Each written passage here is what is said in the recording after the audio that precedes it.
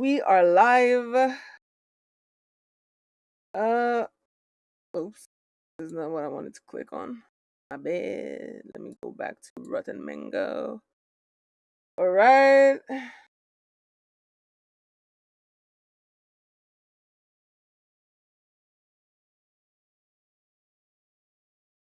Okay. So today we are doing another Get Ready With Me.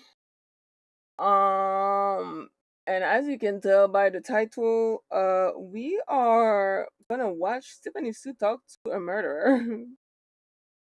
I remember the first time I saw that title, I was like, "Ma'am, is you okay? Like, blink twice if you need help." But it's not what I thought it was. Hello. Oh, there you go. It's not what I thought it was. It's actually not as, how can I say that? It's Tiffany Sue, so of course I feel like she should be given the benefit of the doubt in a way where, like, I don't think she would just, I don't know, do the most in this regard. But still, the title, I remember when I saw it, I was like, girl. But like I said, it's actually not what I thought it would be. But still, I am very curious to see basically like what they talked about. I'm guessing he's gonna talk about his story and how he ended up being a murderer that Stephanie felt safe to sit in front of. Because yeah, for those who watch me when I play Warframe and I react to Reddit stories, a lot of you might see that I am pro death penalty. It's a joke, but the point is that sometimes I feel like some crimes, I can understand why certain crime can result in murder. Stuff like pedophilia and shit, you know what I'm saying? Or like an abusive husband who end up getting popped by his victim wife. Stuff like this I can understand, but still, I mean, the title is still very shocking. So let's see what kind of discussion Miss Sue got with a murderer. So many rotten mangoes, indeed, so many rotten mangoes. Okay, she be posting at least once a week. So plus, ultimately, the Get Ready With Me rotten mango reaction is still the most watched videos on my YouTube channel. So I gotta give to the people what they want. Period. All right, so without further ado, let's get this started. Bada bing, bada boo. There is a certain process of elimination when you are at the scene of a death. Some cases are obviously going to be trickier than others. Some cases, the whole time, the investigators are debating, first of all, how? Like, how did this even happen? We don't know. And if this is what truly happened, if our theory is correct, are we sure that's what really happened? That's what the investigators are doing. But for Detective Ryan, this case starts off really easy. Dead man in the living room in his own house. He's dead in his living room, in his house, in like a secluded wooded area. He walks in. Was it natural? That's the first question. Well, no, because there's droplets of blood right at the entrance of the house. It doesn't seem like it was natural. Detective Ryan steps into the house a little bit deeper now. Was it a robbery gone wrong? The door shows no signs of forced entry. He steps inside further, and there are just streaks of blood everywhere. One of the other officers walks straight up to him and just says, well, somebody tried to cut this dude's head off. Murder. That's what this is. Dang. We got the how. The cause of death is murder with a hunting knife. By the clues left behind in the living room, I mean, nothing of value is taken. All of the blood is concentrated near the couch in this living room area. Whoever did this hunted the dead man. It's like they hunted them and killed him in his own living room. And it wasn't quick either. Like, there are slash wounds all over this man's body. His throat is nearly slit. You can see the bone on both sides. There's blood all over the walls. There's blood soaking into the carpets. This guy was hunted. He was killed rather painfully, rather violently in his own living room. The first interesting detail that sticks out to Officer Ryan is that there's this bloody footprint that just feels so out of place. Obviously, there's gonna be lots of bloody footprints all over this living room, but it's concentrated in this specific living room area, except this one clear bloody footprint right in front of the door to the primary bedroom. It's almost like the killer, whoever this person is, walked over there, put one foot just outside the door, never stepped inside. What are they doing? Detective Ryan steps inside the master bedroom and he starts looking around. And that's when he sees it. He's like, did the killer slit that man's throat, walk over to this bedroom to spit on the bed?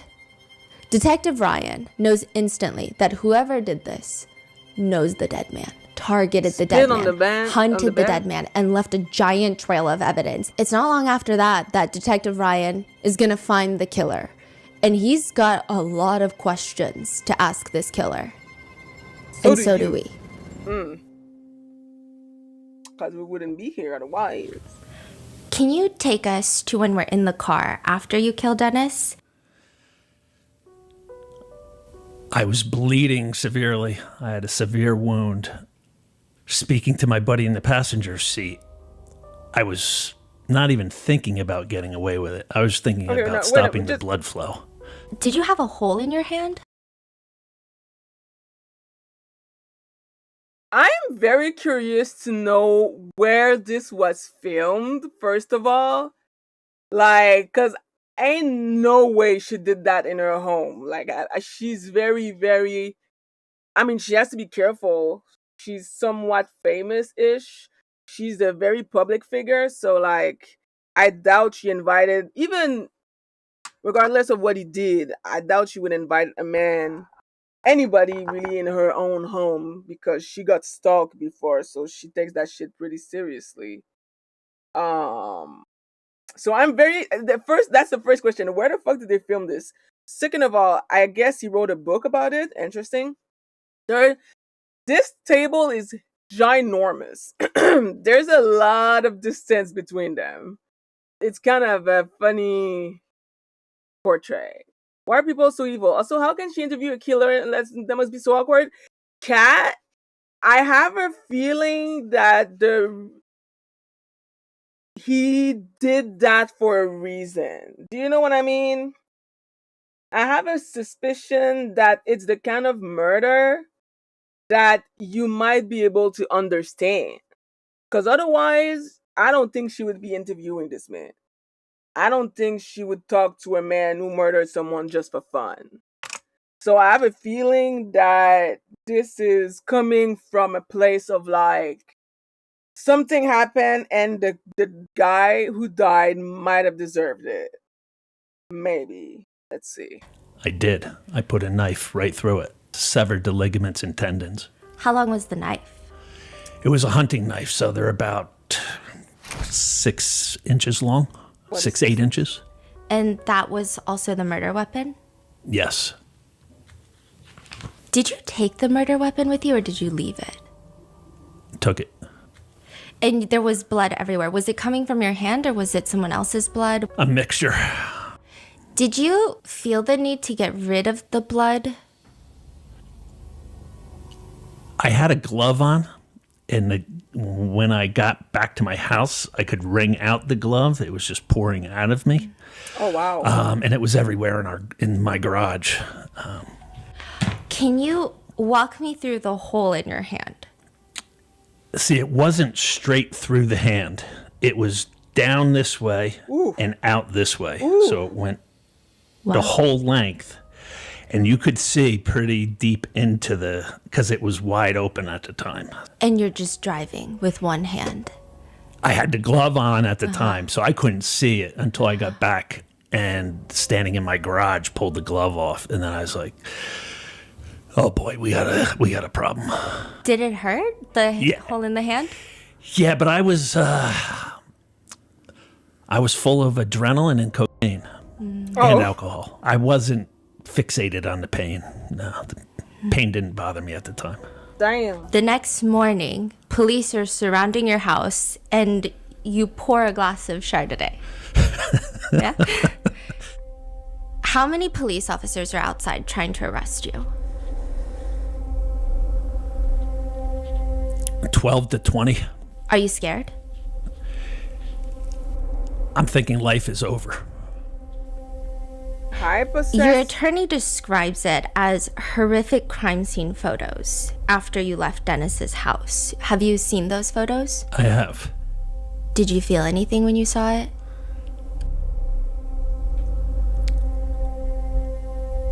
Honestly, no. Dennis's obituary reads, "To those who knew him well, he will be remembered as a great man who always went above and beyond the call of duty, and one whose love and loyalty for his friends was unparalleled." Do you agree with that? Duty? Was he a cop? No, I do not agree with that.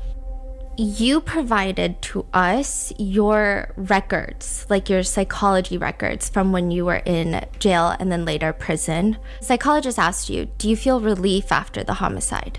And you say, I can't say that. Things were out of control. No relief. Yeah, what happened in that night was horrific. In his house was horrific, and it wasn't anything to sit back and rejoice over. It was a bloody, gory, horrific event. Do you remember how many times you stabbed him, or do you only know from what's been told? Only from what I've been told. Initially, when you were first arrested, I think there was questions of maybe there is an insanity plea. Maybe there are all these other things. And one report reads, the most outstanding clinical feature was the absence of any significant overt psychopathology. So does that mean that some psychiatrists were confused because you didn't strike them as a psychopath or someone that just kills out of nowhere? Right. They didn't find any, anything psychologically wrong with me to do what I did. You killed Dennis Pegg. I did. You stabbed him. I did. Reports say you slit his throat. Yes. You spit on his bed. Yes. And you drove off with a hole in your hand. Correct. And then you were arrested, and psychiatrists say that they found nothing wrong with you. Correct. And so technically you killed someone and you don't regret it. No. And everyone in town, while you're in jail waiting for a trial, a plea deal, waiting for whatever fate has in store, everyone in town has free Clark stickers on their cars. Oh, shit. People are writing articles. People are selling bumper stickers that say Free Clark. They were everywhere instantly, like in less than a week's time. Why did you kill Dennis Pegg? The short answer is he was a monster. What's the long answer? The long answer is he had a 45-year reign of terror in our little town of Stillwater, New Jersey, raping boys. Were you one of the boys? I was. There you go. That's what I thought. He had a reason! And I would agree with it. I was reading in your memoir, Scarred. You were born with a hole in your heart. I was. Just a defect in my heart. And the doctors monitored me for the first 6 years of my life. And they told my parents we were down to a 6-month window to operate to repair it. And so you had the surgery and you have a scar that you call a zipper. With all the stitching, it looks just like a zipper. I know in the beginning when you were a kid, you were bothered by the scar. Is that something you're still bothered by? No, I've come to make peace with my scar. So, okay, what was your first impression of Dennis? I know in your memoir you talk about how... That's the guy who he killed? That is crazy because he looks like, just on this photo, he looks like a nice dad. He looks like a nice man that everybody in town would like and would enjoy being around. Like, he doesn't look like a monster. Wow. I feel like that's the kind of face that any kid would trust. Like, I don't know. It's like he's really not giving me like absolute fucking pedophile monster. He's giving that as just like a nice grandpa or a nice dad that everybody would like, the kind neighbor that nobody would fucking think that he enjoys terrorizing and raping children. He really looks like a nice old man. Oh my god. Cause like you think about what he just said, and I feel like you kind of expect a little bit of like, I don't know, someone who you feel like he would look like a nasty, disgusting pedophile, like someone who would fit the part physically. And now I see a picture of a dude who I would most likely be I don't know, chilled with. Like that's kind of crazy. Ned Flanders vibe with the mustache and glasses. Yo, wait, Ned Flanders. That tells. I feel like I need. Give me. Who is in Ned Flanders? Oh shit! Kinda, I guess.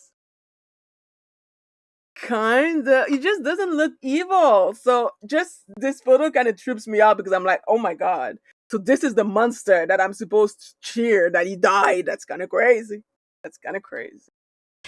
He came over and he offered you $1 to touch your scar because it was the thing that your parents were doing to try to get you to be proud of your scar, was to show people for quarters. Right. You're going back, to 1971 to have open heart surgery as a 6-year-old child.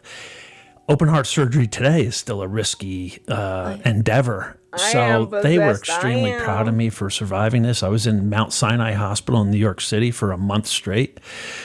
And they were so proud. They just wanted to show me off to their friends. And they thought a neat way to, when you're a kid, you just want to fit in with all the other kids. Yeah. I had something now that made me stick out from everybody. So they just thought it would be a way to get me comfortable with it by showing it to their friends and collecting a quarter.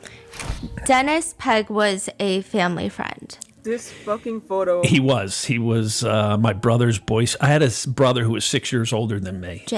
Jay. And he was my brother's Boy Scout leader. Is he still alive? And we had a lot of land where we lived in New Jersey, and he would hunt on our land with my father and brother. I wasn't old enough yet, and my parents owned a restaurant back then, and my father put on big Sunday night meals, and he would come every Sunday and have dinner with us and tell stories about.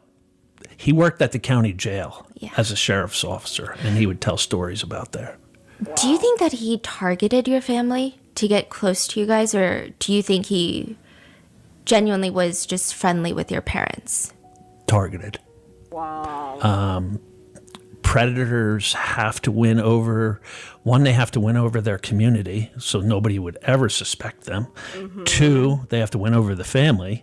And then last, they have to win over the victim. The boy. Can you tell me about the moment that he saw your scar? It was just a couple months after I had the surgery.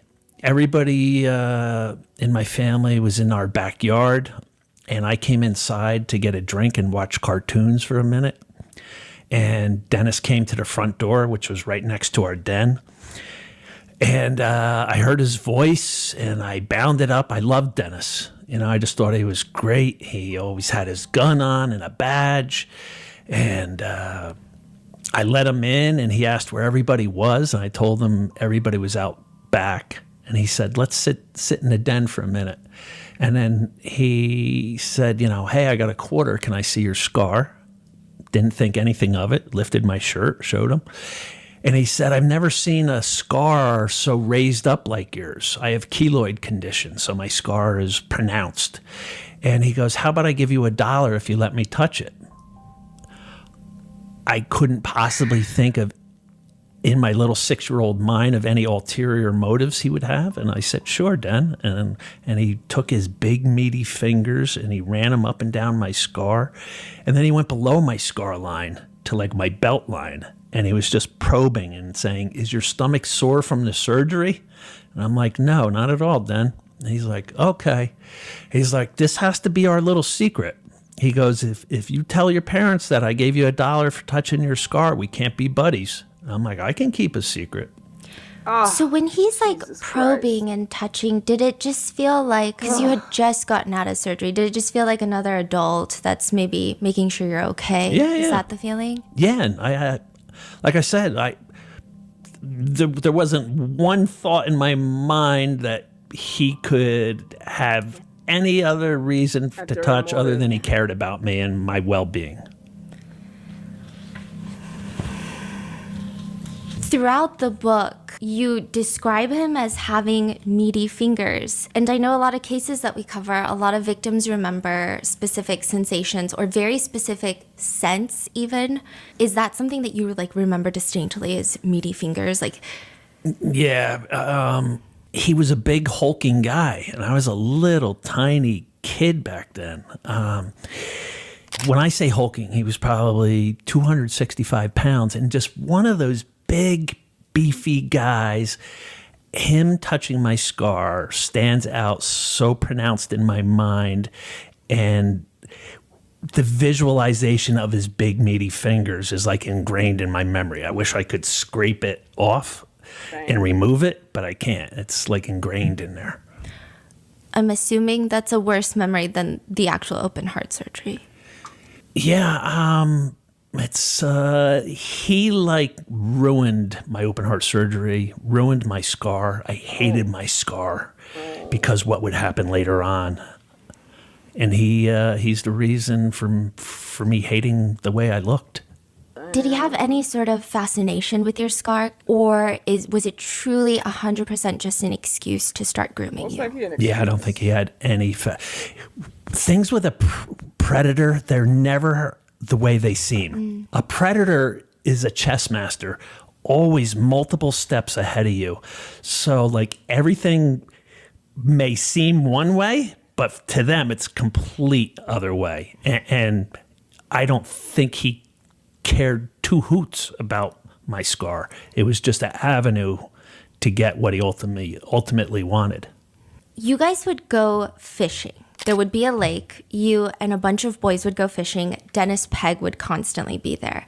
And there was an issue with the sunfish, like these little fish in the lake that don't taste good. They're not edible fish. Or? Yeah, I mean, they're tiny. So you to fillet a sunfish, you'd have to fillet a lot of them to get any meat off of their.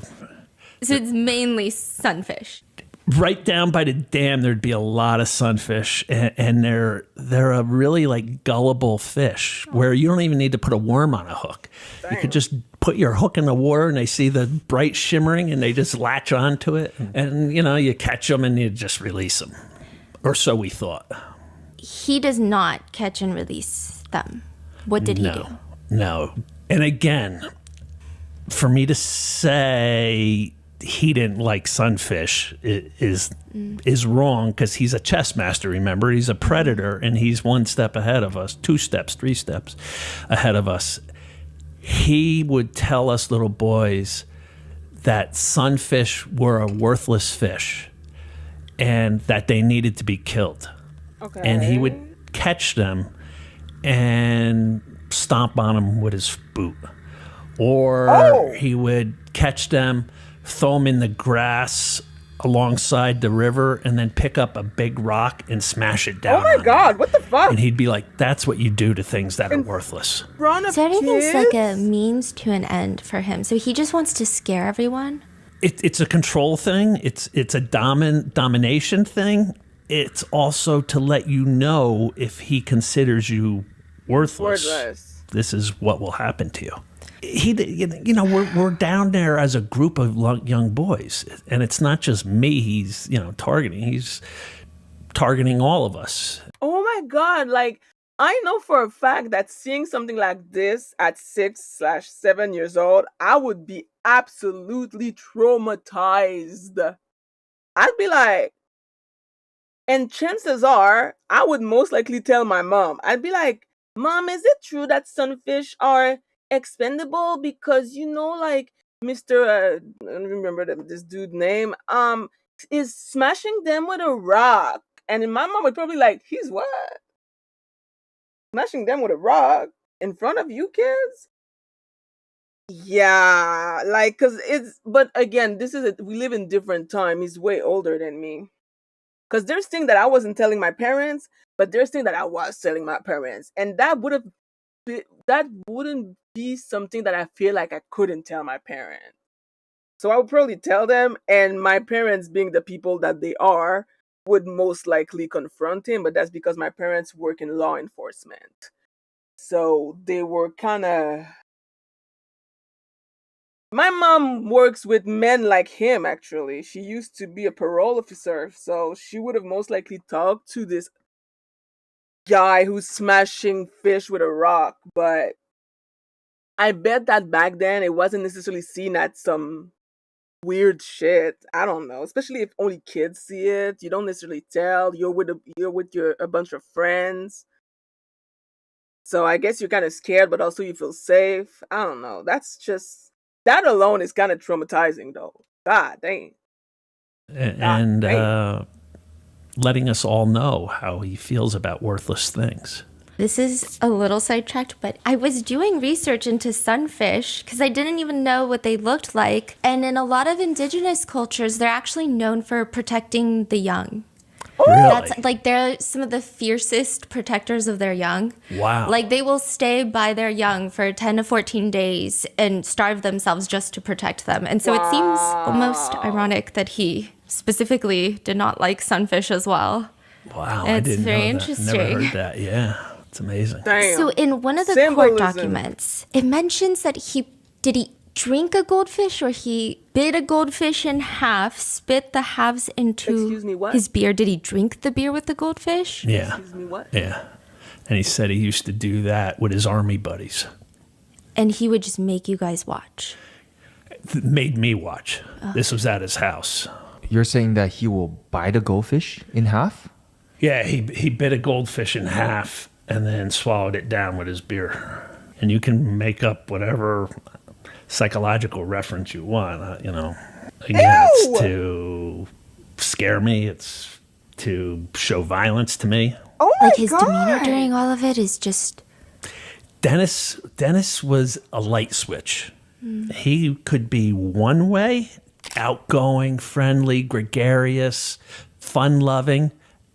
Instantly, eyes dilate, turn black, and he becomes a completely different person. What happens with the Polaroids? Yeah.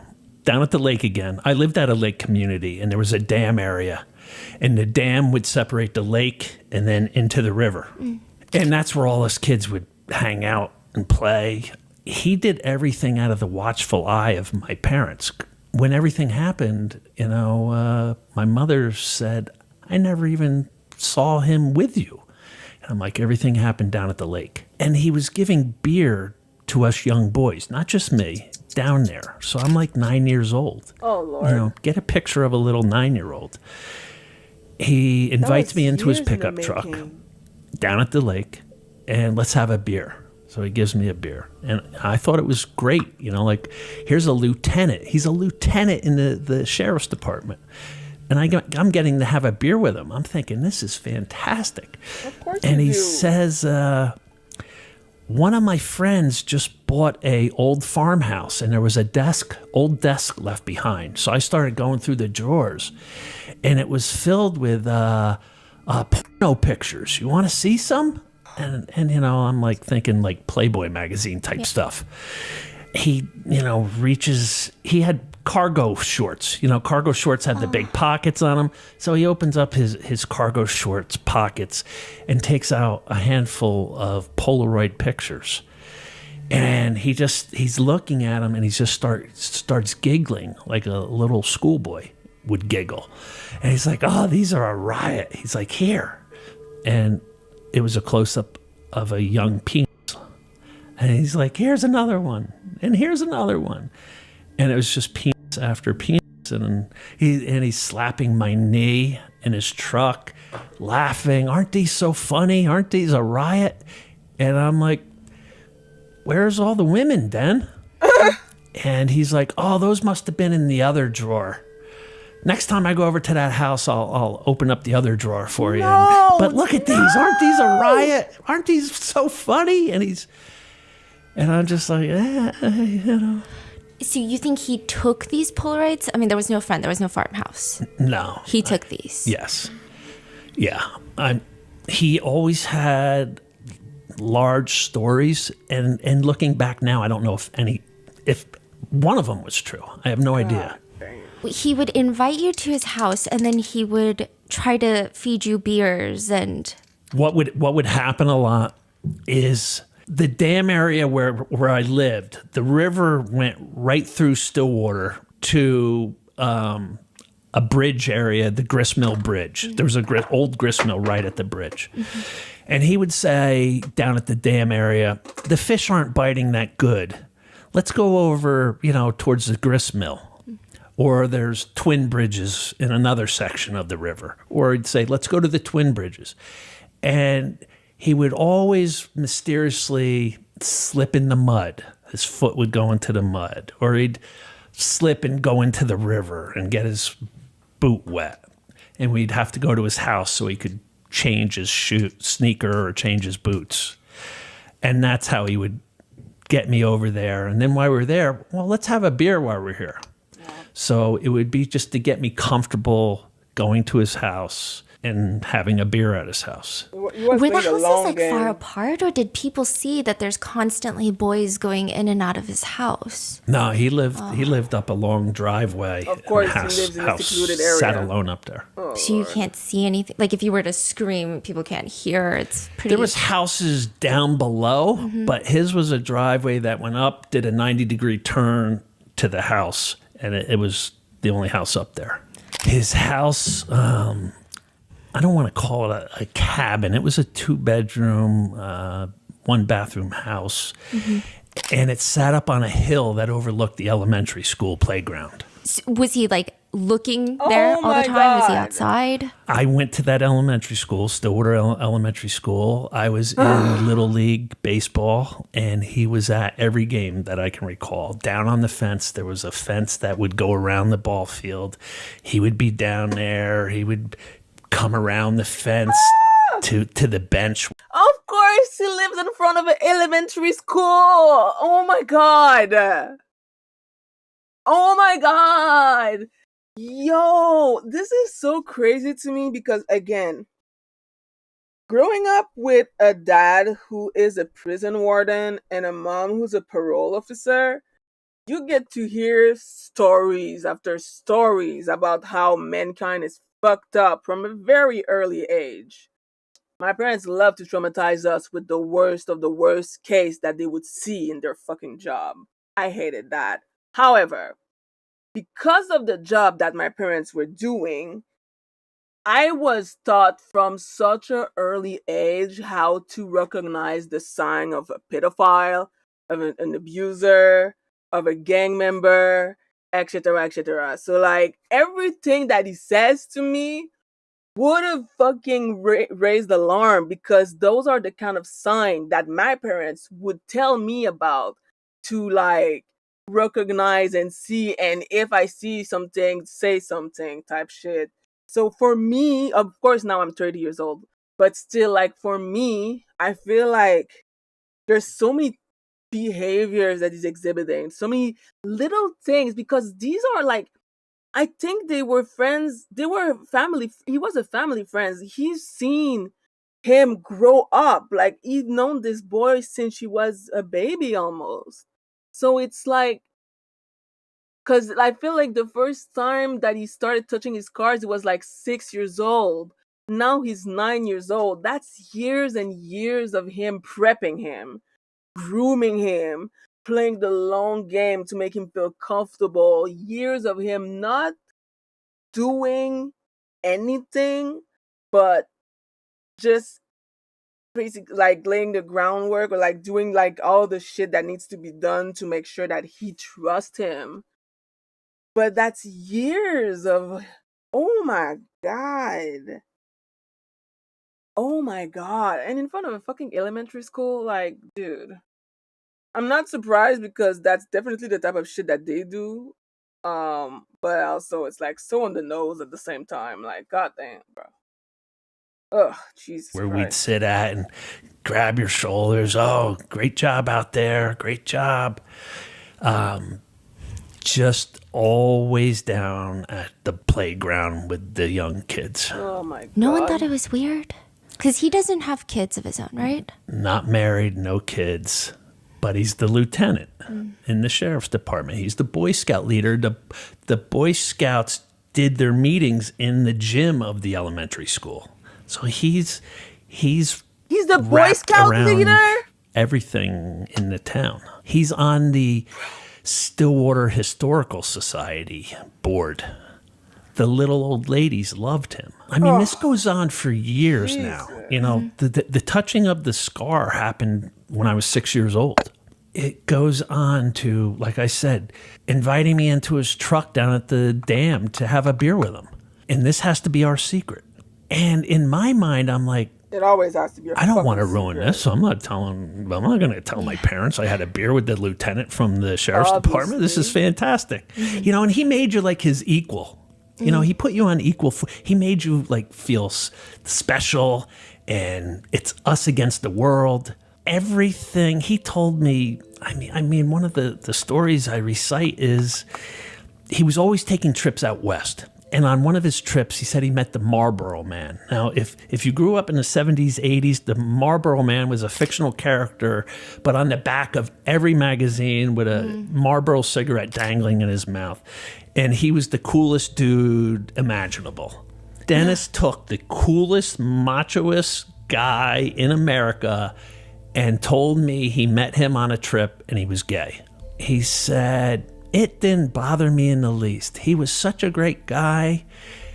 We hung out for 3 days and had dinners and just, you know, just spent a lot of time together. So, and again, he would say, this has to be our secret. Don't tell anybody the Marlboro Man's gay. He confided that in me, you know. I don't want his secret getting out. Did he ever meet the Marlboro Man? Most likely who played not. the Marlboro Man? Yeah. I have no idea. No, he clearly did not. But like, that's also ooh. And you wanted to feel progressive and shit, which of course because he's a fucking pedophile. But like, oh my god.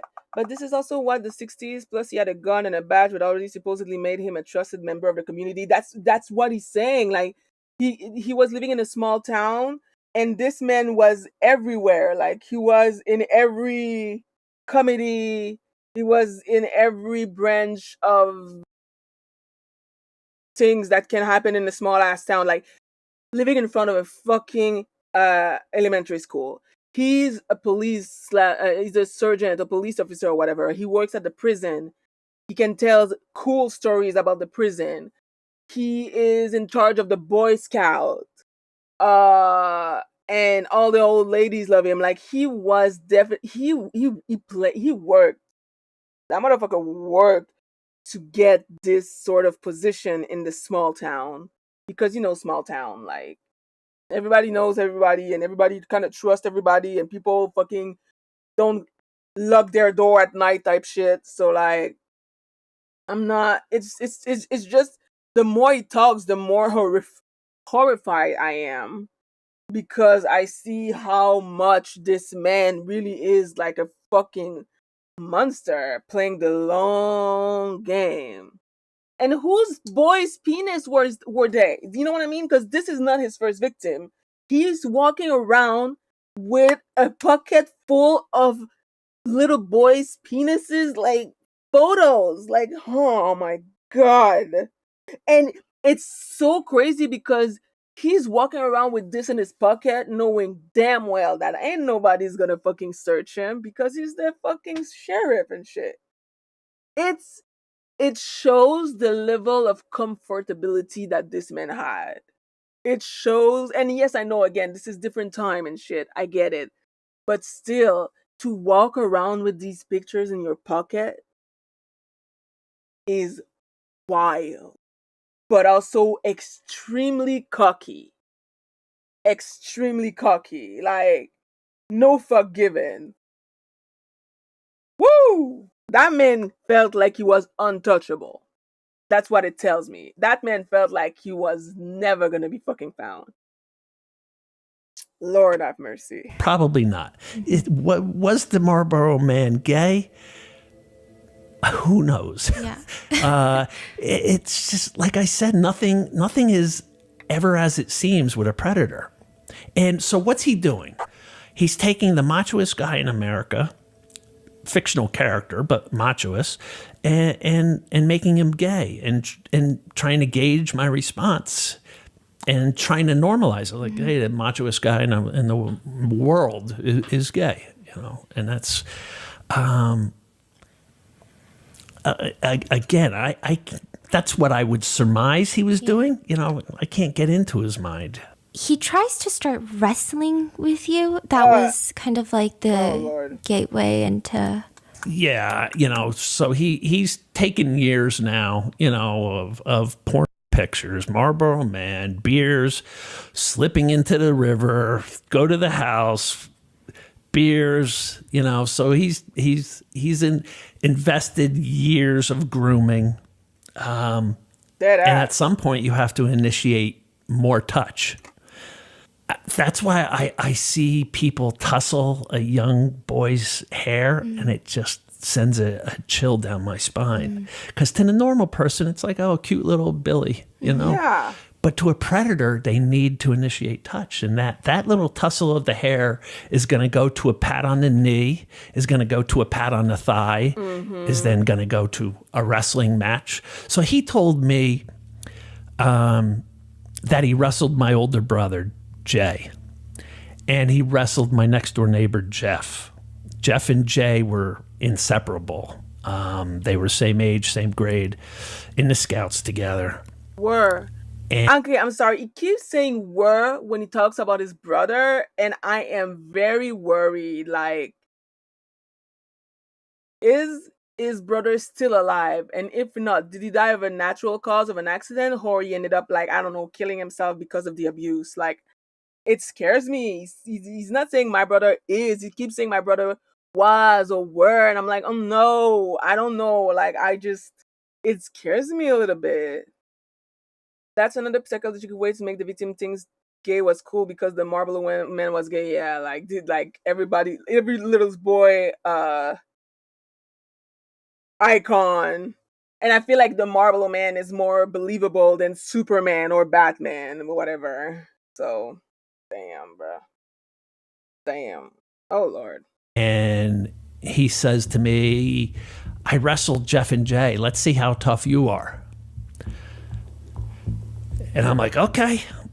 And at first he would let me dominate, let's say, you know, get the upper hand on him.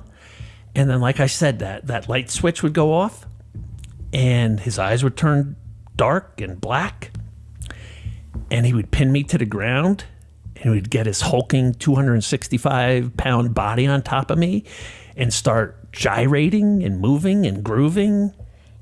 And looking back on it at the time, not really realizing what he was doing, but he was he moaning? Erect. Oh, Lord. And no. This was getting him off.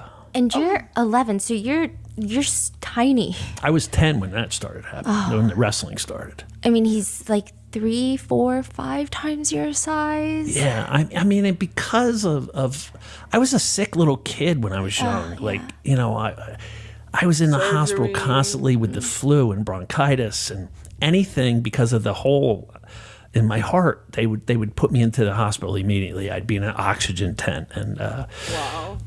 You know, so I was constantly in the hospital. And I had to be careful for a long while after surgery with playing. There was some limitations put on me by the doctors, you know, so I was just a small little kid back then, sick kid. And this guy just took advantage of that. And he could tell, like, I was insecure, you know, because my scar made me stand out. And they looked for something, like, to separate the weak from the pack, you know, like any predator does. And my scar was, you know, in my insecurities. about it is how he separated me from the pack. And wrestling was the next avenue of physical touch. He's devoted 4 years now of stories and secrets, alcohol, pornography, and now it's time to get back to touch. There's a part where in your book, your memoir, you talk about how he pinned you down and he says something along the lines of like, come on, you can get out, come on, squirm. Do you feel like he is getting off on you struggling or? Yeah, it's exactly what he was doing. You know, he would get me down, you know, like I would be in the dominating position on top of him and then all of a sudden the light switch goes and he would get rough with me and like sort of throw me down, my 10-year-old body, throw me down and get on top and be commanding me to try harder to get out, squirm more, move more, you know, because he's wanting me to move against him and what he has going on. He comes over for Christmas. What does he get you as a Christmas present? I had a Boy Scout hunting knife, is what they were called. And he brought me a whetstone sharpening kit to sharpen the hunting knife. And over him drinking, you know, a glass or two of eggnog at our house, he taught me over the next hour, you know, keep the blade at, you know, an 18-degree angle, how to drive it, you know, across the stone, you know, the oil you got to use. And this man was eating at his house, like casual. That's how close he was to the community. This man was casually eating at his house with his parents, smiling and pretending that he's a normal person. Bro, when I tell you that small town are scary, I'm fucking serious. Small town are scary. There's something about small town. Just like the documentary on Netflix that we covered, the last Get Ready With Me. Everybody was living in a small town while this fucking crazy mother was terrorizing the children and shit for 2 years. Like, small town is a whole other level of behavior that I can't. I mean, I live at Trois-Rivières, but it's not necessarily like a small town per se. It is a bit of a small town mentality, but never, my friends were working in law enforcement, and I don't think I've ever seen a single one of their colleagues eat in our house. At least I don't remember. Maybe it could have happened maybe once or twice, but I don't think like it was a recurring event type shit. Like, that's so crazy to me. It's unbelievable how many such predators are still among us. Of course. And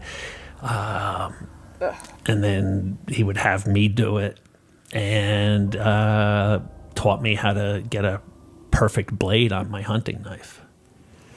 And that was something I kept perfectly sharp my whole life. The hunting knife? Good for you, because that's how you killed him, right? What happens when you're 12 and what happens to Dennis's dog as well? I know that there was like a hunting ploy excuse of like, you're going to pretend to be shot in the woods because my buddy shoots everyone without thinking. So at 12, he concocted this whole big hunting ruse of having a friend who just aimed and shot without knowing if it was safe to shoot. Mm-hmm. And he said, we've got to correct my friend from this bad habit, and I'm gonna use you as a decoy out in the woods. Yeah. You're gonna be laying there with fake blood on you, and I'm gonna take him out hunting, and he's gonna do his typical shoot, and then we're gonna come upon you lying there with fake blood, and you need to practice gurgling sounds, like you're gurgling blood. Your death rattle, he called it. You have to practice your death rattle. So he got me down at the lake one day, got me back to his house. We're going to practice your death rattle at the house. And instead of offering me beer, he offered me blackberry brandy, a glass of blackberry brandy with a beer. And he told me to chug it. And then he gave me another thing of brandy. And his house was, it was a summer day, but his house was like way hotter inside than outside. And in my adult mind now, looking back, I'm like, did he have his heat on? Did he like purposely turn his heat on in his house to make it sweltering, knowing what he had concocted? Like I say, with a predator, you never know what they're thinking. So his house is boiling. We're sweating. He wants me to lay down on his bed to practice my breathing. Oh my God. And it goes to, it's so hot in here, let's just take our shirt and pants off, our shorts off. And then it goes to, he's behind me, has me in a bear hug, and me. And I'm screaming, I'm crying. And he had a dog, which is called a coon hound. And coon hounds have this long, drawn out howl they do. And as I'm being raped, I hear his dog howling away because of my cries and screams. And it didn't stop this guy until he was done doing what he wanted to do with me.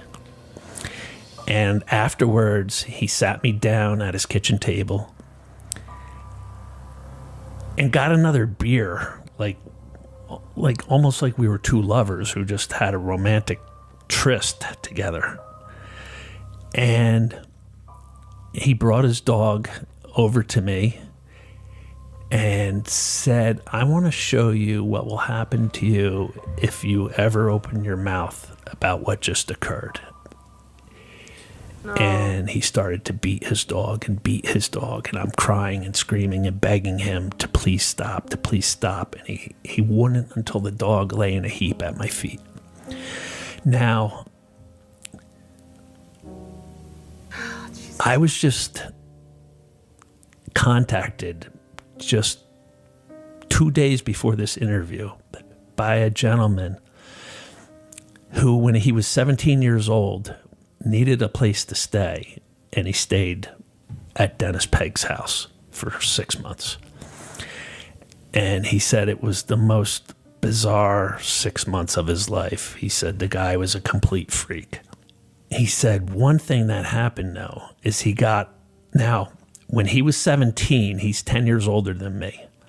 I would have been 7 back then. I'm guessing he's too old when for Dennis. Me would be 5 years later. Mm-hmm.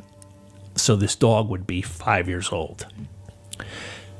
And this guy said Dennis got this coonhound puppy when I lived with him, and it peed on the rug, and he beat the puppy so bad we had to take it to the vet to save its life. So even as a puppy, he beat it for simply doing what puppies do and peed on a rug. And then this is the same dog 5 years later that he beat and probably killed in front of me. You never saw the dog again? No. And a lady, a female guard who worked with him at the jail, told me how Dennis came in one day, all distraught, that his beloved coonhound dog Duke died. Right. And we all gave him hugs and tears, and we all loved dogs. We were all dog people.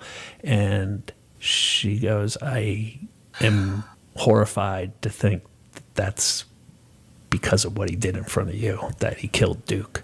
It says in your book that you felt guilty over what happened to the dog.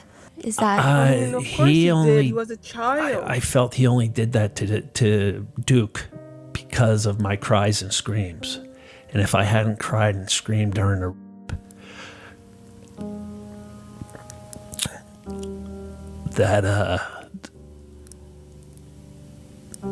what he did to Duke wouldn't have happened. Do you still feel that way, or? Yeah. I mean, he might have had that planned. Well, he couldn't determine if Duke was going to cry or not. Like I said, with a predator, you never know.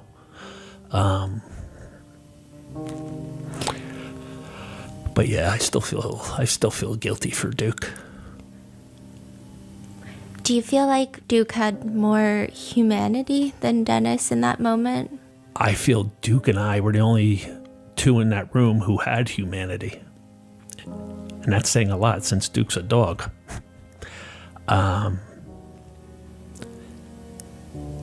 Dennis, I feel, lost his humanity a long time ago. As soon as you dedicate your life to hunting children and them, you really can't say you have humanity. That's pure evil to me. If you're going to define what the devil is really the guy with a smile on his face who's charismatic, outgoing, friendly, charming, who everybody loves, who's involved in all these organizations, who's on the historical board, but who's only doing those things to fool people of his true nature. What changed after that day? My life was forever altered after that day. Obviously. My whole trajectory in life changed that day. Nothing would be the same. I would tell myself that talking about what just happened would be reliving it, and we were never going to do that. We could just bury this down deep inside and go about our life. I convinced myself that that's what I could do. I led the most exhausting life because I would crank on a smile to the world. And inside, I was completely broken and destroyed. And I went through that way my whole life until I couldn't keep it up any longer. How many years passed since you're 12 and then the day that you see Dennis Pegg at Quick Check? I was 45 when I saw him at the Quick Check. So you're talking 33 years. 33 years, he's probably still hunting kids. Yes. And then there is a day that comes where you effectively hunt the hunter. You step into Quick Check. What happens there? It's like a gas station. It's a convenience store. Yeah, this one was just a convenience store. Mm-hmm. They have gas stations now. They're a lot larger, but this was just a convenience store in a little like 4-store mall. I'm getting a coffee. I'm at the coffee island making a coffee. The front door opens. I think it had a bell on it, so it made me look up. And I look up, and I look into Dennis Pegg's eyes. He sees me, and he yells out to me, "Hey, how are you, buddy?" Okay. And I instantly start going into a panic attack. I can tell just by the way he said it, "Hey, buddy," that he's going to come over to me. I had seen Dennis around our town over those 33 years. I recall once in a bar after college. Me and my buddies were in a bar, and as soon as we ordered a beer, I get a pat on my shoulder, and it's Dennis Pegg. Oh. And I chug my beer, and I tell my buddies, we're going. There's no shame. No remorse, no shame, no guilt. Yeah, the predators. They don't have that. Yeah, they don't ever show shame that. Is. So I had seen him around town, but it had been probably 10 years since I saw him. And what was different this time in that Quick Check, which completely unraveled me, was that he had a young boy by his side, probably close to the age he me at, and that young boy called him the same nickname Dennis used to make me call him. Oh, no. And I heard that nickname, and I saw that young boy, and it just ripped open everything for those 33 years that I told myself I could bury down and go about my life. When he would touch me, I would freeze. I would stiffen like a board, and I felt my muscles it's like a paralysis. And I felt that coming on me, and I felt it hard to breathe. And the thoughts in my mind, just like your mind starts swirling where you can't even think.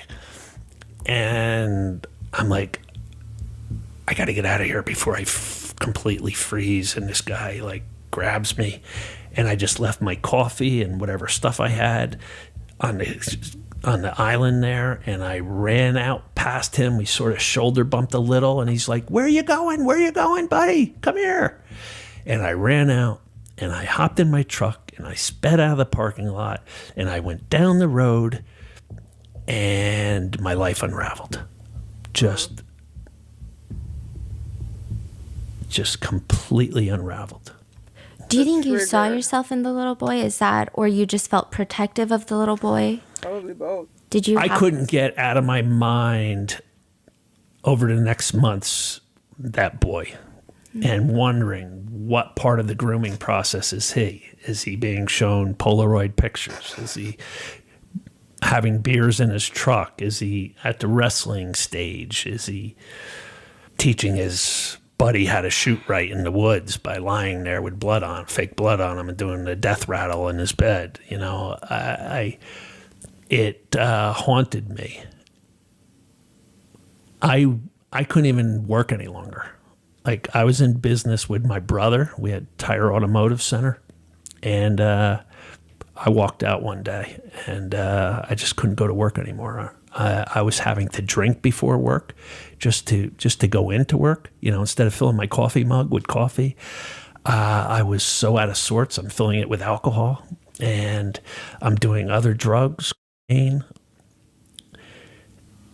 So I walked out of the business with my brother, and now I've got free time on my hand, which is never good when you have trauma. Oh, boy. And I've got Dennis Pegg in the forefront of my mind. I've got that little boy in the forefront of my mind. And I had zero coping skills throughout my whole life. Like mindfulness, like all these foreign terms, I never incorporated it, you know.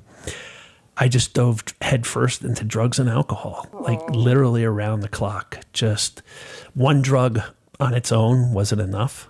So I'm just taking any drug I can get to try to numb myself, to try to block the thoughts from. You start unraveling after Quick Check, but then there's a guy that you see smirking. Who is this guy? You see him smirking on TV. What happens? Yeah, I was in bad shape. You know, I wasn't sleeping much because of all the pain I'm doing. And I put on my TV, and it's Jerry Sandusky, the start of his molestation trial. Jerry Sandusky was one of the coaches at Penn State University, and he was running a football camp for young boys, and over the course of years, decade plus, molesting boys at his football camp. He was finally facing trial for that, and his trial was starting on June 12th of 2012, and I saw him on the news get out of his lawyer's car and smirking and buttoning his coat jacket. I don't know what to say. And I just started yelling curses at my TV and spitting on my bedroom floor. I mean, I know that you're not supposed to discriminate on the basis of gender, but I also feel like maybe men who want to work with children should be looked at a little bit more, you know?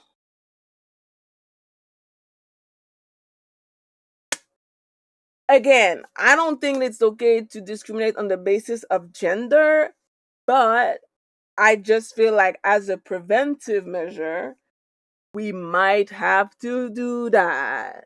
I would say the same for very cute, young, petite teacher, female teacher. Because there's also kind of I've seen a little bit of a trope in the past few years of young, petite, cute female teacher.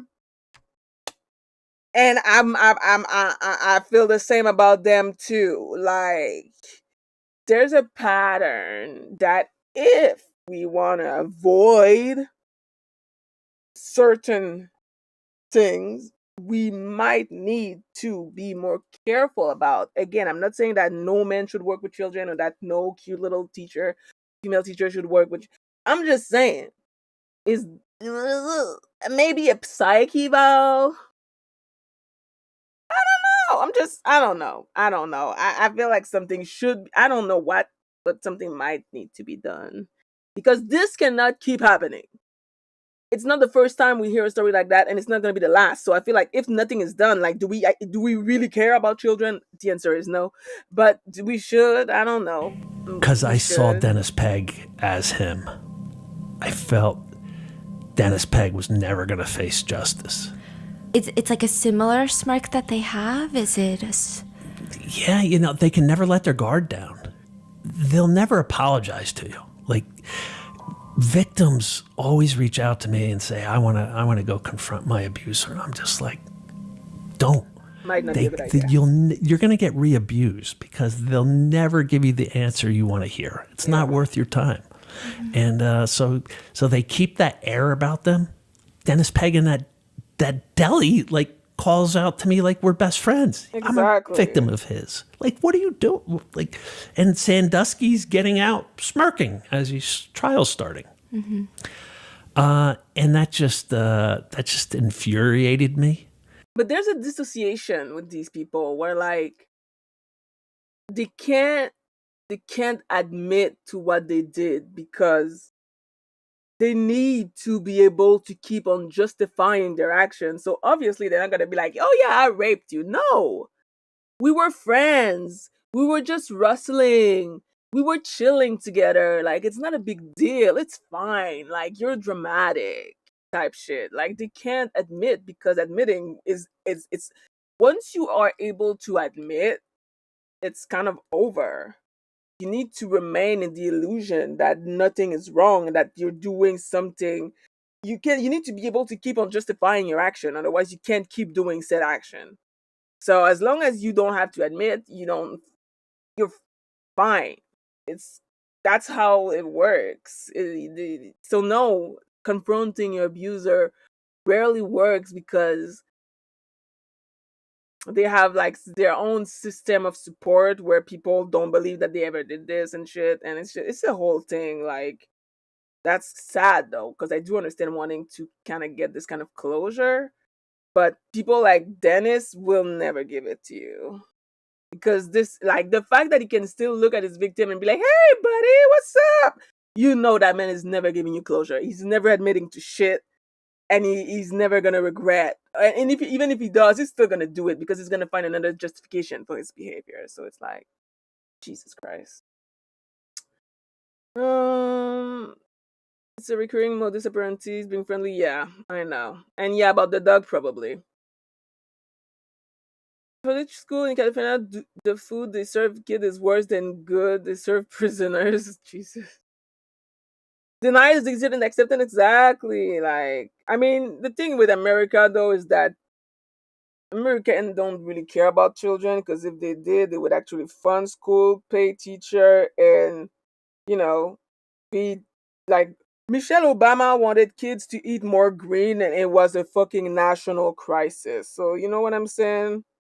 Meanwhile, you see the way they feed school in Japan, and you're like, the budget that goes into the food that they serve kids in Japan is probably more than an entire school in the United States.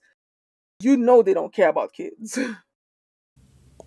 I spent the rest of the day out with a couple friends drinking and me sneaking drugs, I got to go out and make a phone call, in my truck. I'll be right back. So, and I'd go out and do coke and Papa's X, and I stopped at an Italian restaurant on the way home that night. I was meeting a buddy at my house who I had lent money to, and he was going to power wash the cedar siding of my house and stain it as repayment. So I was meeting him at home, but I stopped at this Italian restaurant, and there was a guy in there who burned me on a business deal, a motorcycle deal. I took out a $33,000 loan to have him build me this custom motorcycle, and he took the money, my money and a couple other people's money, and closed up shop in the middle of the night, then left town, and all of a sudden here he was in this Italian restaurant. So I went up to him and had words with him, and he was with his family. So I said, out of respect for your family, I'm not going to take this any further, but, you got to pay me, And he just told me to get lost, Right. So I get home and I tell my buddy about seeing that guy. And, we unloaded the equipment first, and we're having a glass of wine at the kitchen table. And my buddy goes to me, that guy's got to be number one on your hit list. And it's been 33 years since I was, and I've never told anyone. And for whatever reason, I couldn't stop the words coming out of my mouth. I just said, actually, he's number 2 on my hit list. The piece of garbage who me as a young boy is number 1. And there it's out for the first time. Wow. The air was like heavy, like time stopped. The clock stopped on the wall. And we're just, like, you and I are sitting across from each other on a table, and we're just staring at each other. And he's like, are you for real? Or are you messing with me? So this is the first time in 30 years that you tell anyone? Yeah. To be exact, 33 years. Yeah. You tell Bob, it just happens. You don't even decide. It's not like... Yeah, it just came out before I could even stop my mouth from speaking. I was just so tired and exhausted and beaten down from drugs, and seeing that other guy inflamed me at the Italian restaurant, and it just came flying out. Who is the first to talk, you or Bob? Bob's, as I recall, is the first to say, are you for real? And I'm like, yeah, I'm for real. And then he's like, who is he? I'm like, he was my Boy Scout leader. And where did it happen? When did it happen? So I'm just saying, and he's like, where does he live? And I'm like, he lives 2 miles from here. And I think at that point I said to him, you know what, it's time to go confront this guy. Oh boy. Ever since seeing him with that boy in that quick check, I've just been haunted, and I'm like, it's time to go confront him. Now, Dennis Pegg, he had retired from the sheriff's department, but he was still the firearms instructor. Everybody in law enforcement has to get recertified with their handgun every year, and he was the firearms instructor for 2 counties, Sussex and Morris. So every cop, every sheriff's officer had to go to him to get recertified. So the guy was a complete gun nut. And I told Bob that, and I said, we ought to take something with us. I gave Bob a steak knife, and I went under my bed to where I kept that Boy Scout hunting knife he taught me how to sharpen, and I grabbed that. Now, Stephanie, basically this was a suicide mission. A steak knife, a hunting knife, against a guy who had 33 guns in his house. Shotguns, rifles, and over a dozen handguns. If you were doing what he was doing for 45 years, you would think he would have a gun at the ready under every table, on every armrest, on every couch cushion. You would think my time, I'm rolling the dice here 45 years in. I better be ready. So it should have been a suicide mission when I went there. What did Bob say when you made that suggestion? I just handed him the knife and I said, I'm going to go get my hunting knife. And that was pretty much it. It wasn't, it wasn't like a long drawn out thing where we're crossing our T's and dotting our I's, and this is how this is going to happen, and that's how that's going to happen. It was just I'm like, let me just go confront this piece of garbage, and we'll take these with us. And it's a 6-inch hunting knife, right? Yeah. Was that the biggest knife you had, or was it more so poetic justice because he was teaching you to sharpen that specific knife? Or you had like no thoughts, you're like, let me just grab a knife? I would think it's subconscious poetic justice, Probably. like Symbolism. take this with you, you know. So you have no plan, just a knife. You guys drive to Dennis's Just vibe. house. At what point are you like, maybe this is not a good plan?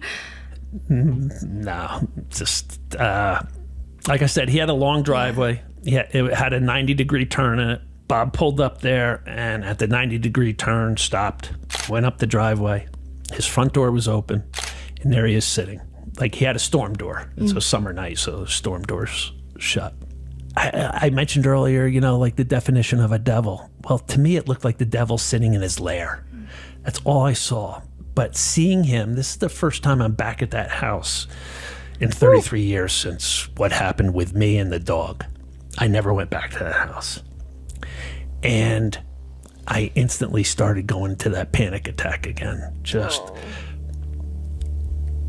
breathing got real hard, and I feel like rigor mortis in my muscles.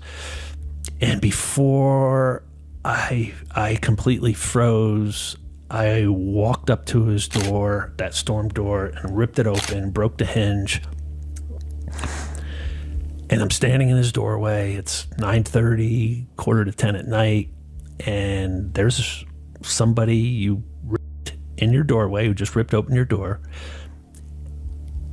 And he casually looks over his shoulder at me and goes, "Hey, how are you?"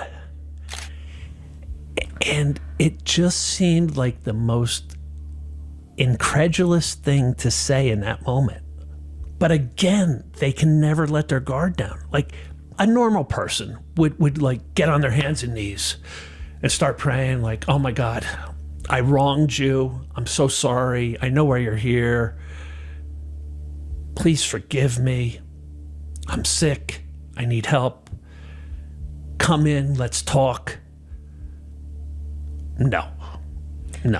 Do you think if he did that, anything would be different? Nope. Doubt it. If someone's down on their hands and knees praying at you, begging for forgiveness, I would think so. Yeah. I don't So know. he- I feel like it depends also on his state of mind. I feel like he wasn't. First of all, he was high. He was also, I think, maybe I don't know if he also drank alcohol, but I know he was very, very high. He was already in this very, very murderous state of mind. It's very possible that even if Dennis prayed on his knees and begged, maybe it would have given him pause. But I think that ultimately the rage and anger and resentment and trauma would have probably taken over, and he still would have ended up killing Dennis. Personally, I don't give a flying fuck about Dennis. Dennis is probably rotting in hell as he should. But I'm just saying, like, it's not necessary that he would have necessarily been able to stop. He was he was not obviously in his right state of mind when he did that. So to say that maybe, I don't think so. And it's not like, again, I don't really care in a way where, like, I'm not, I like to listen and judge, but in this case, I am not judging this man as a monster. I think he's a traumatized boy who was never able to fucking process the trauma that Dennis inflicted on him when he was a baby. So, like, I'm not saying it's a bad thing. I'm just saying, like, I feel like crime of passion, that's what a crime of passion is. It's like someone who commits a crime not because he's a serial killer or a psychopath, but out of emotion. That was a crime of passion. It was a revenge. It was payback. But I don't know if Dennis begging on his knees would have stopped him, honestly. I don't think so. But that's just me, though. That's why you do an horror movie. Yeah, I mean, this is. In a way, this is also a horror movie. It's just it's real life, but it's also a horror movie. You know. I mean, Dennis was clearly not Dennis was still doing the thing that led to him being the way he is, clearly, which is why he got so heavily triggered when he saw Dennis with this kid, and the kid giving him the same nickname that Dennis would have him call him when he was a boy. Like, the trigger was there, the incentive was there, you know? Dennis was still operating, and he was still being a predator, and he still needed to be put down. I know we're not supposed to say that out loud, but I really don't give a flying fuck about Dennis. Can fucking go. I mean, he's dead now, so fuck him. But yeah, I mean, he did probably save so many lives from being traumatized and kind of destroyed by doing the things that he did.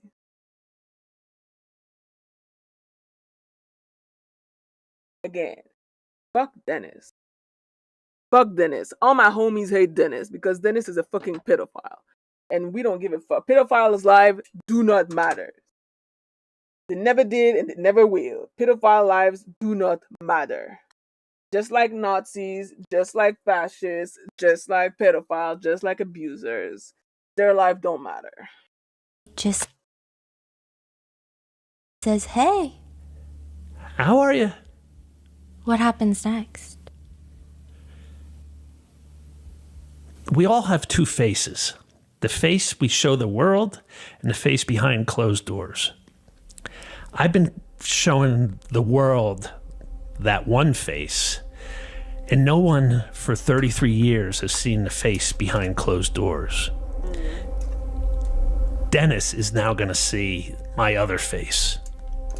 The face filled with rage. The face filled with hate. The face filled with anger. And I said, hey, how am I? Let me show you how the hell I am. And I raced across this room. He stood up, and a violent struggle started. I started slashing at him with the knife. He started punching me. A violent, bloody brawl ensued. At one point, he connected with he's still this monster hulking guy. And he connects with a square shot to my jaw. And as I'm falling down, I grab his shirt to keep from falling down. And I bring the knife down, and that's when I'm holding his shirt, and that's where it goes straight through and straight out and into his skin, just a little. We continue going at it, and I mean, we're talking minutes here. It's not like a long, drawn out thing. Maybe 3-4 minutes, 2 minutes, 3 minutes. It was quick. And he slips in the blood, and he falls down, and it's a mix of our blood. Like I'm gushing blood now. And he's up against the wall. I lean down in front of him. I got eye to eye with him. And I said, it's not so fun raping little boys now, is it, Dennis? And I slit his throat. Woo! Hallelujah. And Bob was standing in the doorway, wide-eyed. And I said, go get the van and bring it up. Because I had one more thing I wanted to do. I walked over to the bedroom. He ripped me in, and I spit on the bed. The answer to everyone's question is, did this solve everything? No, it didn't solve everything. No, it doesn't. You don't heal from trauma by adding more trauma. You don't heal from sexual abuse by murdering someone. It's not how you heal. I stopped the predator from ever harming another young boy. Yep. 45 years was long enough of raping young boys. It should never have came to that. It would be uncovered that multiple boys over the years had come forward and filed lawsuits against him, and he got out from every one of them. Wow. But I did what I did, and I knew walking out of his house that night that my life was over. You can't have the wound I have and just show up at a hospital and be like, I was cutting a steak and drove a 6-inch hunting knife through my hand and severed all the ligaments and tendons. I need help. Did you think about doing that though? I knew it wasn't an option. I just knew things were never going to be the same again. So at no point during this altercation, and I know minutes are brief, but at no point he doesn't apologize. No, there was just, the only words he said was, hey, how are you? Yeah. And throughout the whole attack, he made like a high-pitched squeal. He never uttered a word like stop, let's talk, don't do this, nothing. There was no words, just a high-pitched squeal. Like a wounded animal almost. Not one other word other than that initial thing when I was standing in his doorway. Did you feel like you're in control of your movements at that time? Or did you feel like you're watching from the outside in? Or you're just like on autopilot? What is that? Yeah, I definitely wasn't in control of my movements or any. It was like something had taken over my body. And Crime of passion. Man. Would I be honest if I said I had an out-of-body experience during that? No, I wouldn't be honest. But it was like that. It was like looking at this reel going on, and just like that's how when I look back at it, like I can't believe what happened. I can't believe that I got to that point of brokenness to go do that and potentially flush my whole life away just from never healing from trauma. It's keeping the secret and not addressing it and not trying to grow from it or heal from it or learn from it or do anything other than let it just poison my system for decades. And that's what it did. And that's the part that I look back on now and I just like, man, I probably would have died of a drug overdose. And everybody would have been like, oh my God, Clark had a great education and he was so popular. And what did he go die of a drug overdose from? I mean, that's where my life was headed. Are you saying that even when you killed Dennis, you didn't even feel a moment of relief? No, there was no relief because of the wound I had, because of how gory and horrific killing someone was. Again, I don't view Dennis as having humanity, but it hurts your soul to kill somebody. It's not therapeutic in any way. It's not healing. Like it damages your psyche. It damages your soul. It hurts. And I had to be completely broken to go do that. Do you have nightmares about it, or no? You never think about it? No, I don't give him. Again, if I killed an innocent person, that would haunt me. Of course. If I killed a human, that would haunt me. I don't view Dennis as an innocent person or a human. Or a human, yeah. Why did you walk to the bedroom? That was to go spit on the bed he raped me in. At what point were you like, I'm going to spit on this bed? Like, was it just like... I don't know what came over me. Like, again, it's not like Bob and I sat at the kitchen table, like across from each other like you and I are. And I said, yeah, after I do this, and this, then in my bloody footprints, I'm going to walk to the bed. He spit me on, or raped me on and spit on the bed. So like, I don't know what possessed me to go do that. It's something to just bring things full circle and to a closure. I needed to do that. Did it bring closure?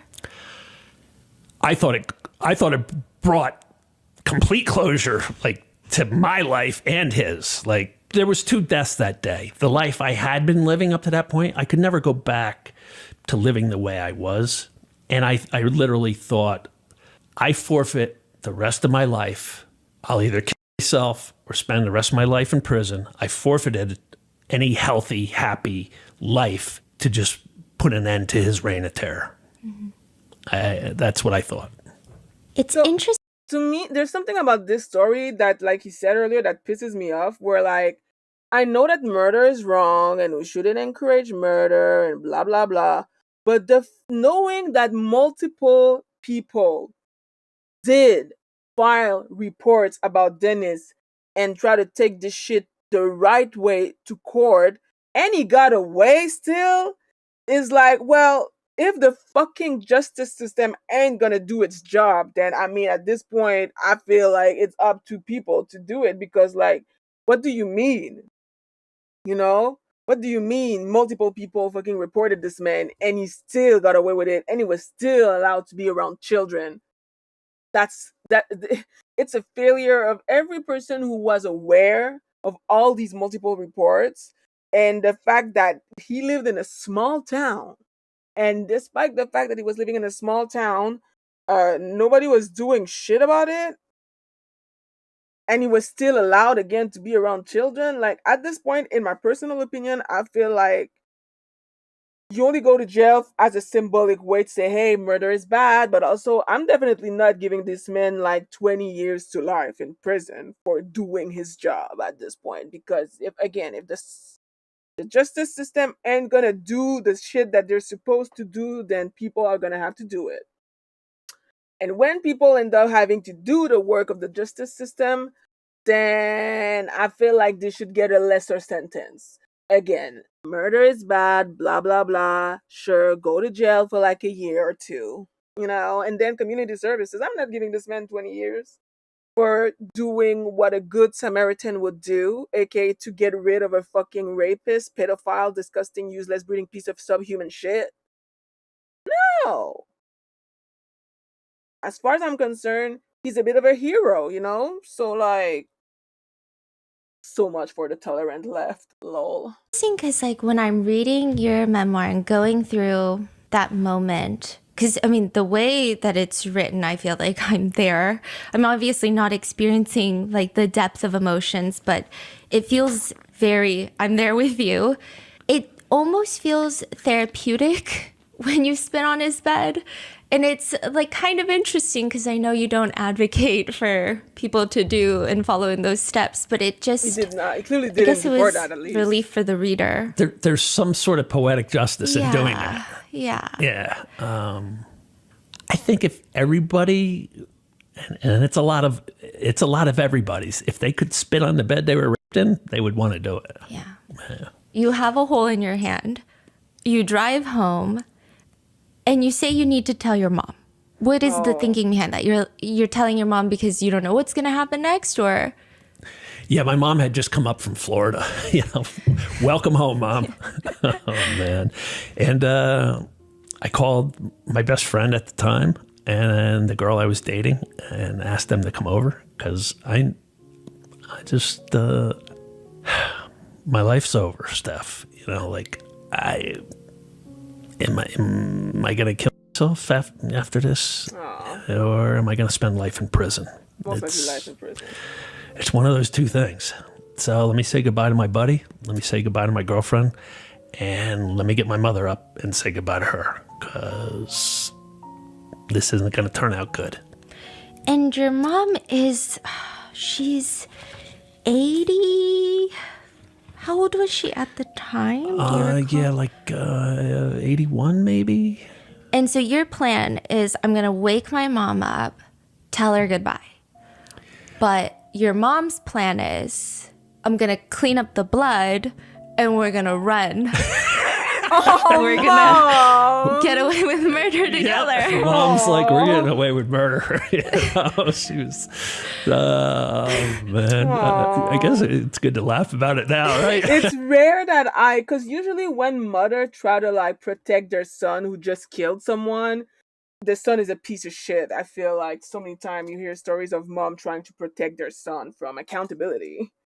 But this time, I'm like, Mom, I might have tried to do the same thing. Honestly, if my son tells me, hey, Mom, I just killed a man that raped me as a boy, I'd be like,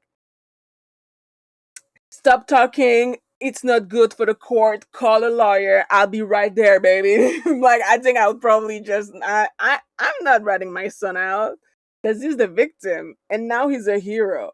So the mom's reaction is kind of funny to me and understandable. For once, her mom is not trying to it's like, yes, it's shielding him from accountability, but accountability for something that he did kind of like, it's not. You can take the moral high ground with me, but you're not gonna convince me that what he did was not a service to society. So I don't really care. I understand, mom. MVP, mom. I get it. I support it. I'm here for it. Like, I'll allow it. Really. Deserve to be mayor? Maybe not. Because ultimately, you still cannot allow anyone to believe that murder is an option or murder is good. But again, in this case, if fucking the court system would have done their job, we wouldn't be here. So fuck the court system. Fuck anybody who enabled this motherfucker, and that's pretty much it. Gotta do computer stuff for. All right, so bored. So she wakes up and you tell her what happened. You still don't tell her. The thing is, I couldn't even tell her then that I was by Dennis. I still couldn't. I couldn't bring it out. So she didn't even know why. She was like dumbfounded. What? Why would you go do this? Why? And I said, to avenge a lot of other kids in this town. And she goes, still, why you? Why are you the avenger? Why? I don't get it. Why? And I couldn't tell her, like, for raping me too, Mom. I still couldn't say it. Damn. Even though I told it to my buddy earlier. She helped me upstairs. I wrapped my hand in duct tape, which fixes everything. Of course. I wrapped it with paper towel and duct tape, and took a couple Xanax, and went to bed. And my mother went downstairs and started scrubbing the floors all night long to get the blood up. Wow. And so she's like, we're going on the run, but you wake up and the cops are surrounding. Yeah. She told my sister that she was going to take me and we were going to go on the run. I know, it says in the book you guys are thinking the end of the world, which is Florida. Because you're going to go to Florida. No, I like the plan. I think your mom is really adorable. I mean, I was just so fascinated by your mother because, you know, she's cleaning up the blood. She's ready to go Bonnie and Clyde with you. And then the cops come the next morning. They've got on the loudspeakers. They're saying, Clark, come out. And she's like, no, the neighbors are going to hear. Your mom is so fascinating. She said to one of the troopers as I was still in my bedroom, what are the neighbors going to think? He's like, ma'am, I really don't give a damn what the neighbors think. Oh my gosh. Okay, so you see the cops outside. So they took her out. Like, okay. They took her out of the house. And they're like, you look out the window and they're just like trying to be sneaky, trying to... Yeah, they're like I said, they're hiding behind trees. You know, they don't know what's inside. What I have, if I'm loaded up with if you're AR-15 armed, or what my mental state is. You know, they've got a dead body. Yeah. So in a gruesome, killed in a very gruesome manner. Every one of them has their gun drawn. Everyone's taking, you know, some sort of protection. There's this big rock to the left of the yard, and there's trees, and there's the shed out back, and they're just all behind everything, and then they're behind their cars lining the street, and I just couldn't believe it. I was lying in bed like, how are we gonna get out of this? Like, how are we gonna get out of this? You're not. And like, there's gotta be a way out of this. And before I could even possibly think of any way out of this, the cops are there, and and your stomach just drops, and you're just like, it's over, bro. It's over. And all I could think, you know, they ordered me out of the house over a bullhorn, and as I walked to that front door, I just called out to God, let one of these guys kill me when I step out. Like, it's over. It's over, God. Like, I don't want to do life in prison. Just take me now. And let him shoot me when I walk out. And I stepped out that front door with my state police shirt on that I put on, and I put my arms out to the side, and I just sort of tilted my head back, and I just waited for the crack of a gun, and it never came. You're not black. And instead, I was ordered Sorry, I have to be ironic. off my porch, down at their front lawn, spread eagle, handcuffed, and taken away. Were you disappointed when you didn't hear a shot go off? Yeah. You were. Because in that ride to the police barracks was like the longest ride of my life, and I'm just like, man, one of these guys couldn't kill me, put me out of my misery. Like, I'll have to find a way in prison to do it. I'll have to take care of this myself. You killed a cop. You're arrested by a bunch of cops. You're about to go to the jail that cop worked at. Things are not looking good. Yeah. Oh, boy. Yeah. Understatement of the year. Yeah. But there are some cops, some detectives who seem to... They give you some sage advice in that weird moment. What happens there? Like, what was the energy? Like, are all the arresting officers, do you feel like hatred dripping off of them because you killed a cop? Or do you not even notice what their energy is? What is that dynamic? Well, I'm thinking like I'm public enemy number one amongst law enforcement. I just killed one of their own. And yet at the state police barracks, this lieutenant, Howie Ryan, comes in and goes, I have to apologize to you. And I'm like, Huh? I'm like, what are you apologizing to me for? Mm-hmm. And he's like, I've heard rumors about Dennis Pegg for a long time. And he goes, I want to apologize to you for never stopping him. Wow. He goes, I can't arrest somebody on rumors. I need victims. I need cold, hard facts. Wow. And I had neither of those. And I apologize to you. Wow. And then he left the room. And at first, Steph, I felt, wow, that's pretty cool. And then I'm like, just started fuming. I'm like, Yeah. even the state police knew. Everybody knew about Dennis Pegg Exactly, and like, young bitch. boys. Everybody's got a story. The state police just admitted they knew. And yet I'm the one who just had to flush his life away and look at life in prison to stop him. Like, and they knew. And then so I went from feeling good for a second, getting really pissed off for another second, and then I'm like, what's it matter anyway? I'm done. I'm done. When that cop, Howie Ryan, came back in the room, he could see that I had like mailed it in. He said, I could tell you were done. And he goes, something moved in me that even though you thought you were done, I didn't think you were done. And he said, look, I've got your DNA all over that crime scene. He was in charge of the CSI team that worked Pegg's house. He's like, your blood's everywhere. He goes, this isn't a whodunit. He goes, but that doesn't necessarily mean your life's over. My detectives and detectives from the prosecutor's office are in another room waiting to interrogate you. He goes, if you go in that room and open up your mouth, you could potentially destroy the rest of your life. He goes, I'm telling you right now, go in there, exercise your Fifth Amendment right, request a lawyer, and keep your mouth shut. Yeah, stay that's quiet. usually what you're supposed to do. And anyway. I said to him, but I don't have a lawyer. And he goes, I'm going to take care of that for you. Wow. He goes, I'm going to get you a lawyer. Okay. And he left the room, and on his cell phone, he called one of the big lawyers in our county and said, I need you to fax over to the state police barracks a retainer for somebody, like, immediately. And the lawyer said, who is he and what did he do? And he goes, Clark Frederick's murder. And he goes, okay then. And had a thing over in a couple minutes.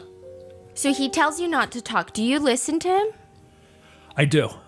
Right when you get arrested, it seems like the whole town is divided. A lot of people feel like you did this for very nefarious reasons. Other people start hearing what Dennis has been doing around town.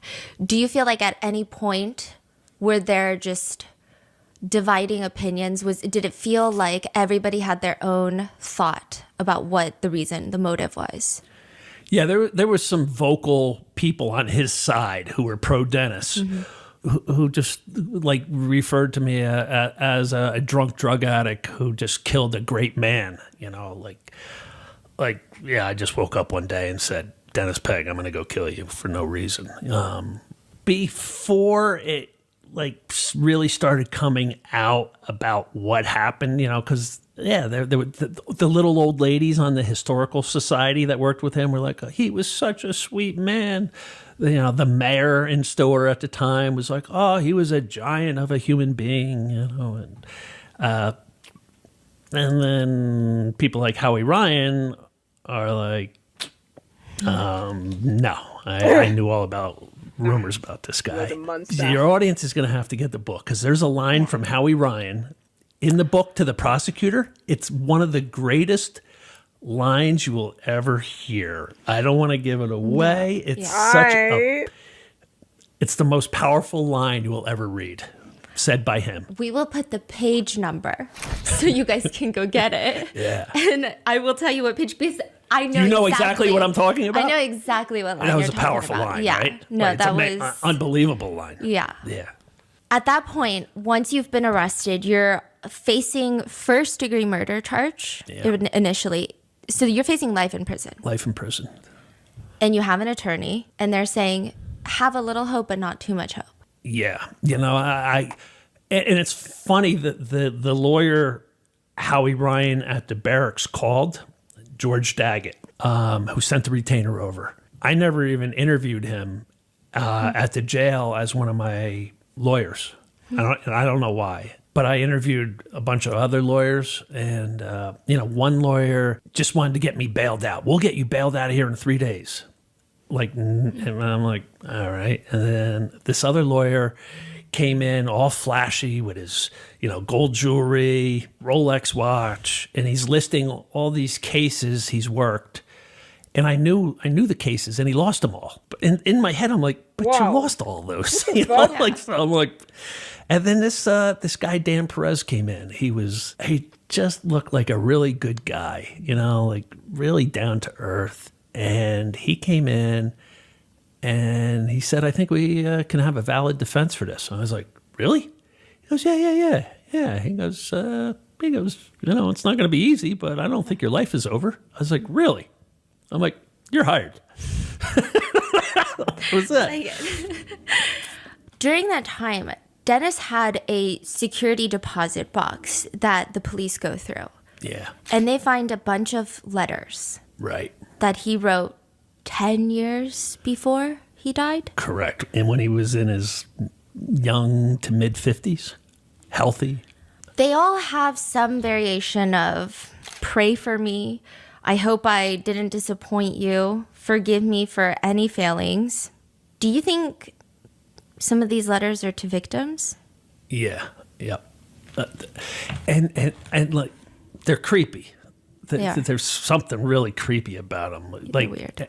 And the prosecutor told me after the fact that he thinks there was 14 of them in there, that 13 were probably victims. Would you ever think, like, right now, to like write letters to people in case you die? No. He was 50 something years old. Like, what would make you do that? And he does keep writing, interestingly, like, if I go to heaven, pray for me. But if you're already dead, I don't know what exactly he's asking for in prayer. Yeah. Is it to get to heaven? He's not It's going weird. to heaven. Yeah, it was. I read those, and it just like left me feeling yucky. Like, Yeah. and then if you assume that they're to victims, like, I tried my best. I thought we were family. Oh, Forgive me for shortcomings. What are your shortcomings? How many victims do you think that he had?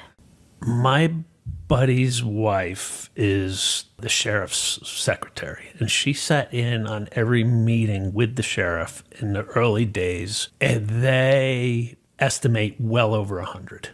Brother. One of the other victims is very close to you. Family, brother. relation. Who was that? My brother. That's what I thought. What happened to your brother?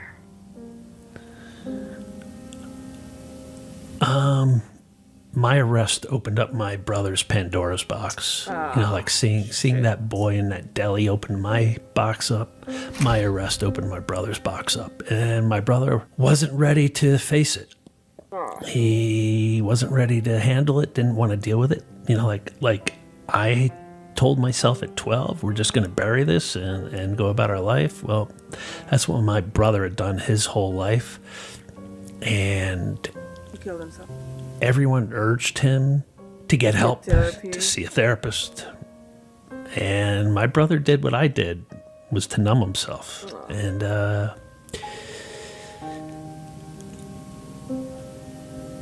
I found him dead on our kitchen floor a couple of years ago from drinking himself to death. This is going to be a 2-part interview. This is part 1. In part 2, we're going to ask Clark about how and why the FBI came to him to warn him that someone put a hit out on his life. There's his entire journey, or I guess more so fight in prison, trying to get through it while he's surrounded by criminals who are accused of doing the very thing that Dennis Pegg did, which is harm children. There are letters that Dennis Pegg left his presumed victims in his safety deposit box, and how someone very close to Clark is killed by Dennis Pegg after Clark gets out of prison. Like, how does that even happen? We're going to go through all of that in part 2. Also, how the hell does Clark get out of prison when he's facing a first-degree murder charge and life in prison? That will all be asked in part 2. But in the meantime, if you feel like you can't wait for those answers, which, same, you can get Clark's memoir. It's probably the most intense memoir that I've ever read, and I've read copious amounts of memoirs before. There are just so many aspects of his story that aren't included in our episodes that you can find in depth in his book.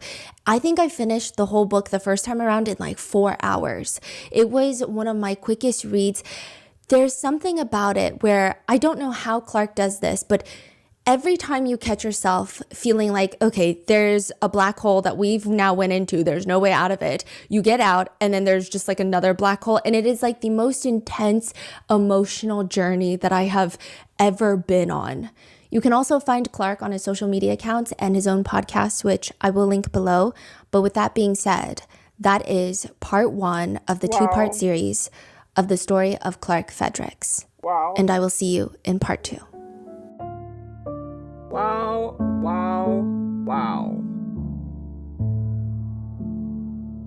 Damn. It's very rare that an episode makes me cry, but that motherfucking episode made me cry.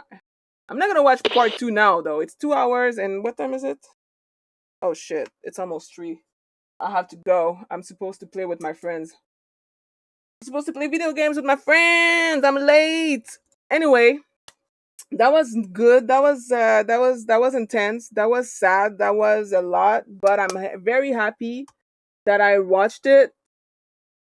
I am very sad that I was right about the brother. Ultimately, I just hope that any people who this episode may have triggered gets the help that they need. I hope that everybody is okay. Take care of yourself. Take care of your mental health. Stay safe. And I will see you in like 2 minutes because I have to finish this real quick and get ready because I have to go play Marvel Rifle with my friends. So I'll come back for the gaming stream. Peace. Bye. I am late. Ah.